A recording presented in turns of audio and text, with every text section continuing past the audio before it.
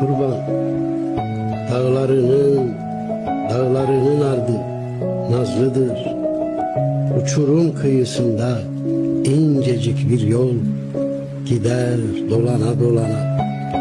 Bir hastan vardır umutsuz, belki Ayşe, belki Elif. Endamı kuytuda başak, memesinin altında bir sancı, bir hain bıçak. Ölüm bu.